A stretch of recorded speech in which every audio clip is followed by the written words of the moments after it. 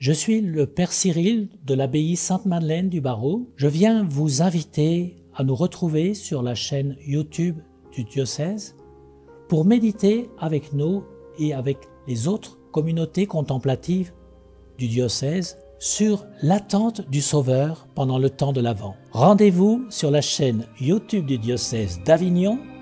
À bientôt.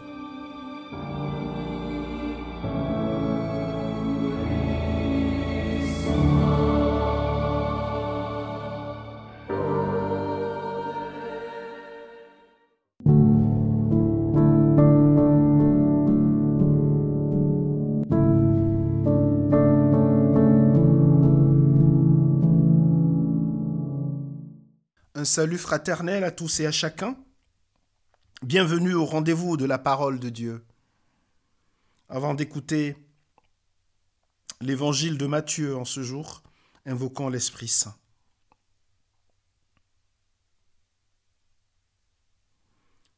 Viens, Esprit Saint, emplis le cœur de tes fidèles et allume en eux le feu de ton amour. Envoie ton Esprit, Seigneur, et tout sera créé. Tu renouvelleras la face de la terre. De l'évangile de Jésus-Christ selon saint Matthieu. En ce temps-là, comme Jésus marchait le long de la mer de Galilée, il vit deux frères. Simon, appelé Pierre, et son frère André, qui jetaient leurs filets dans la mer, car c'étaient des pêcheurs. Jésus leur dit, « Venez à ma suite, et je vous ferai pêcheurs d'hommes. » Aussitôt, laissant leurs filets, ils le suivirent.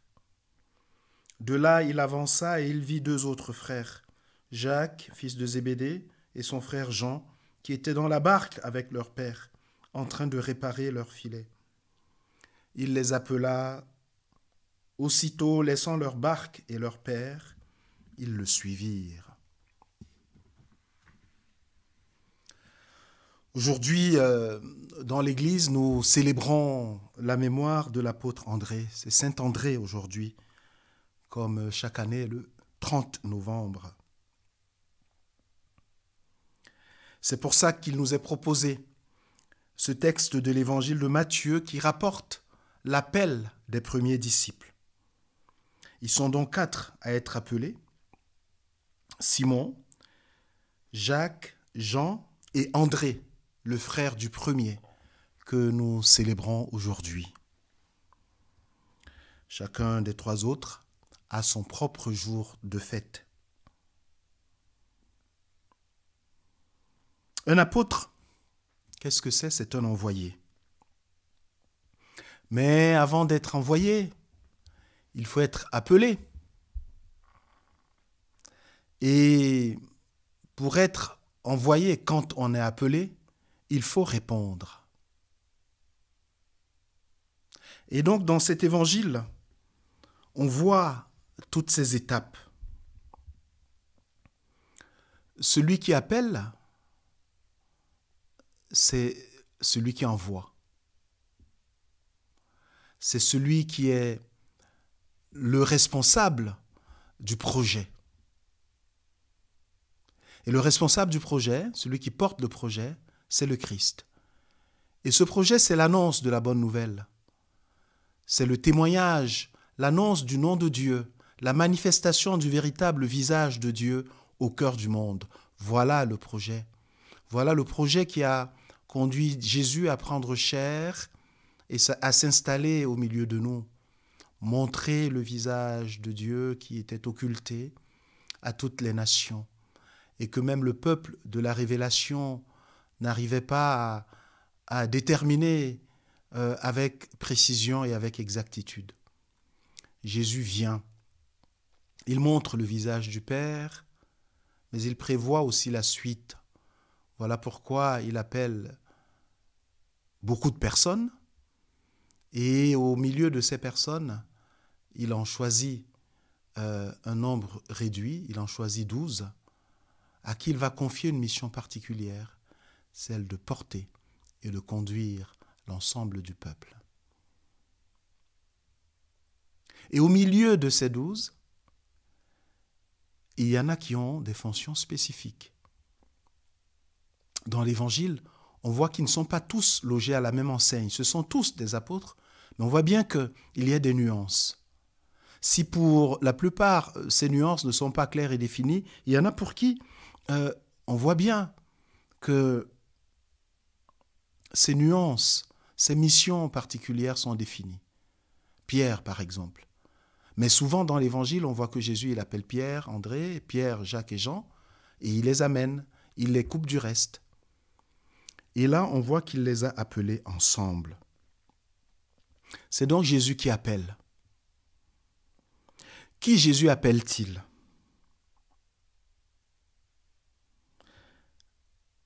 Dans cet évangile, il appelle 2 séries de frères. D'abord Simon, dont l'évangéliste nous dit appeler Pierre, mais nous connaissons les circonstances dans lesquelles Simon est devenu Pierre. Et son frère André. Il appelle des hommes normaux. On dit qu'ils jetaient leurs filets dans la mer car c'étaient des pêcheurs. Ils étaient à leur office. Il les appelle dans leur quotidien. Ils n'étaient pas enfermés dans une basilique ou dans une synagogue ou dans le temple en grande méditation. Non, ils étaient dans le quotidien de leur existence en train d'essayer de gagner leur pitance, pour parler familièrement, essayer de gagner leur vie. Ils jetaient des filets dans la mer. C'étaient des pêcheurs. André, comme Simon, comme Jacques, comme Jean, sont appelés par Jésus au cœur de leur existence, dans l'exercice de leur métier. C'est là où tu es, là où tu te trouves, là où tu es en train d'essayer de t'en sortir pour assumer ta vie et la vie de ceux qui te sont confiés. C'est là que le Seigneur vient à ta rencontre. Ce n'est pas forcément dans une situation d'extase mystique où les cieux sont ouverts. C'est dans une situation très ordinaire.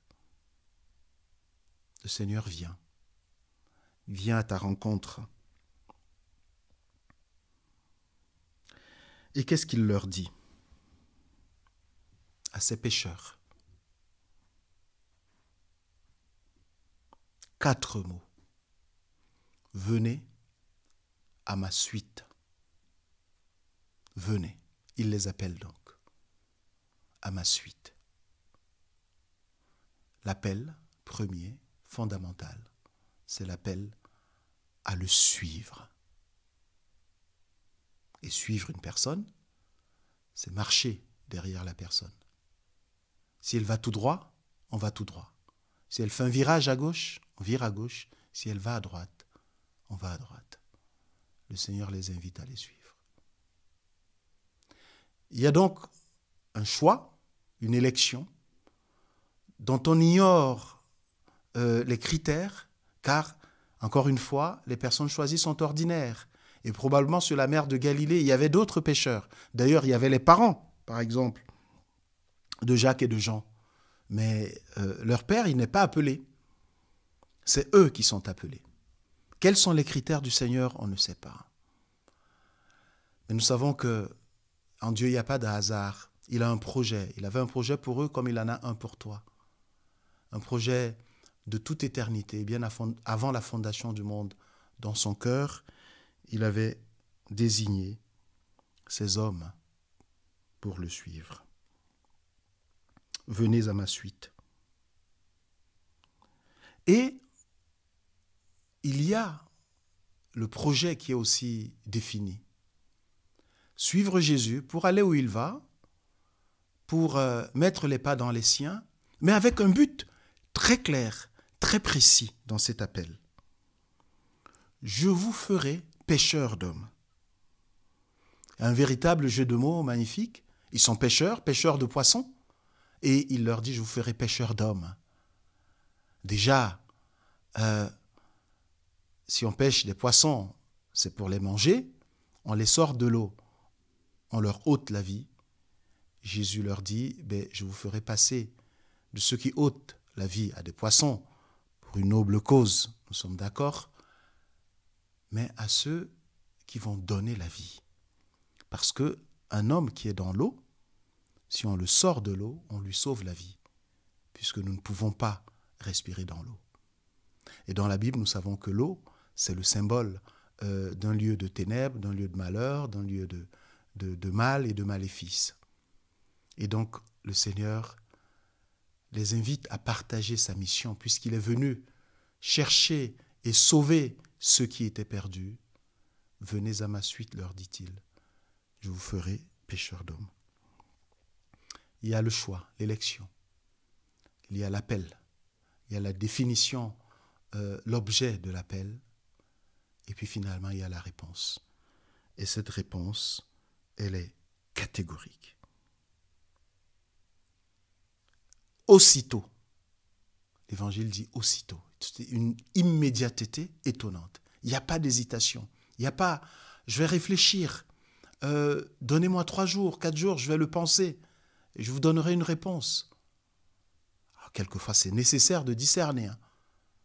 Mais quand on a en face de toi quelqu'un d'exceptionnel, quelqu'un qui apporte de l'assurance, on n'éprouve pas la nécessité d'attendre. Et là, Pierre, André, Jacques et Jean,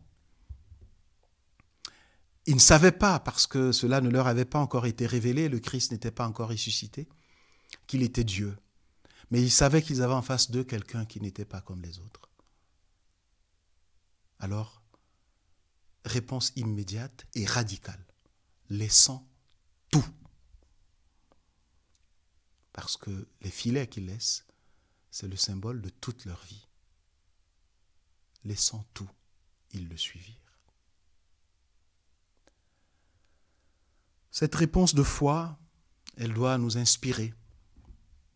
Cette réponse de foi, elle doit nous rassurer aussi. Lorsque, du fond du cœur, nous sentons l'appel à tout donner. Et quand on est jeune, cet appel peut se concrétiser dans des missions spécifiques de l'Église. Pour la vie consacrée, tout donner, pour signifier que Dieu est tout. Pour signifier que celui qui a Dieu ne manque de rien. Un appel qui peut se concrétiser dans la vie sacerdotale pour recevoir, pour représenter le Christ au cœur de son peuple, conduire les communautés chrétiennes au témoignage qu'elles ont à donner au cœur du monde. C'est cela la mission du prêtre. Elle nécessite un don radical. Laissant tout, ils le suivirent. Ça serait une folie s'il s'agissait de suivre n'importe qui. Mais celui qu'on suit, c'est le maître de la vie et de l'amour.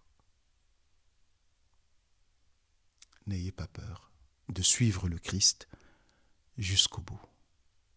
N'ayez pas peur de lui donner une réponse sans hésitation et sans équivoque, comme Saint André que nous célébrons aujourd'hui.